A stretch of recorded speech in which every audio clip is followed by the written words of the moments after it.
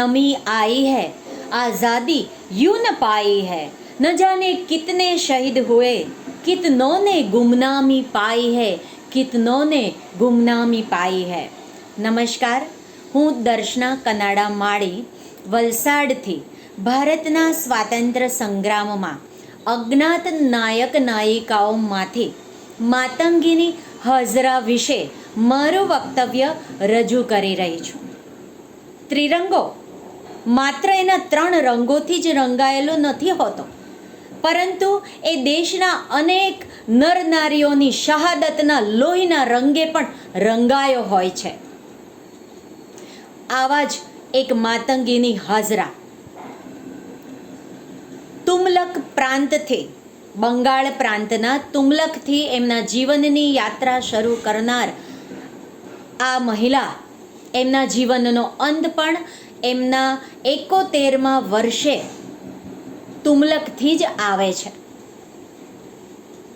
આ માતંગીની હાજરા એ એકદમ સામાન્ય પરિવારની દીકરી હતા, એટલે માત્ર ઔપચારિક શિક્ષણ પ્રાપ્ત કરીને બાળવયમાં જ એમના લગ્ન થાય છે અને એવું કહેવું જ જોઈએ કે નિસંતાન તેઓ માત્ર 18 વર્ષની ઉંમરે વૈધવ્યને પ્રાપ્ત કરે છે.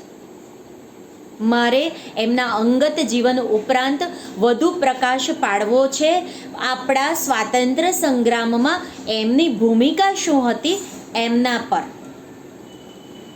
તો 1905થી તેઓ આપણી આઝાદીની ચળવળ માટે સક્રિય થયા. એ પછી મૃત્યુ સુધી તેઓ સક્રિય જ રહ્યા છે. ખાસ કરીને ભારત છોડો ચળવળ અને મીઠાનો કાયદો એમણે તોડ્યો. એ મીઠાનો કાયદો તોડવા બદલ એમને 6 માસનો જેલવાસ પણ થયો હતો. તે પણ એમણે સહર્ષ સ્વીકાર્યો અને એ સહર્ષ સ્વીકાર્યા પછી પણ એમણે ક્યારેય પીછેહઠ કરી નથી. એ વધુને વધુ સક્રિય બનતા ગયા છે.